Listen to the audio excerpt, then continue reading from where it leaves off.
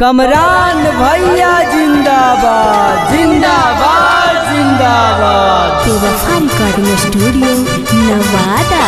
काम के कमरान है, यही तो पहचान है। कमरान भैया जिंदाबाद जिंदाबाद जिंदाबाद। जवन काम न होलो 20 साल में, ओकरस ज्यादा काम कैलथुन 5 साल में। जवन काम न होलो 20 साल में, ओकरस ज्यादा काम कैलथुन 5 साल में। गोविंदपुर के विधायक पुराने रहत, कमराने हाथों पीर कमराने रहत। गोविंदपुर के विधायक पुराने रहत, कमराने हाथों पीर कमराने रहत। कमरान भैया जिंदाबाद जिंदाबाद जिंदाबाद। कमरान भैया जिंदाबाद जिंदाबाद जिंदाबाद।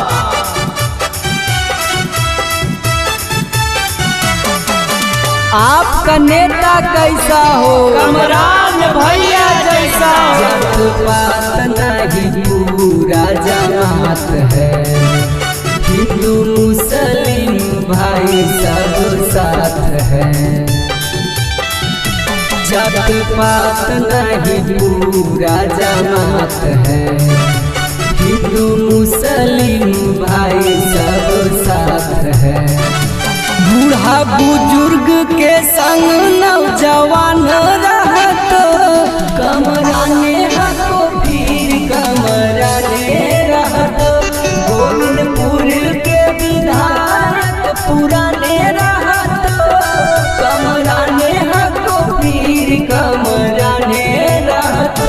गोविंदपुर का विधायक कैसा हो, कमरान भैया जैसा हो। जिंदाबाद जिंदाबाद कमरान भैया जिंदाबाद।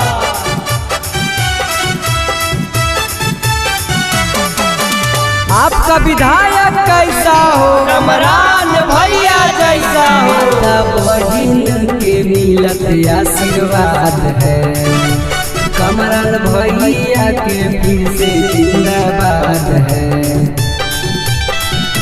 माता बहिन के मिलत आशीर्वाद है, कमरान भैया के फिर से जिंदाबाद है। इनकर चुनाव चिन्ह लालटेन पहचाने रहत, कमरान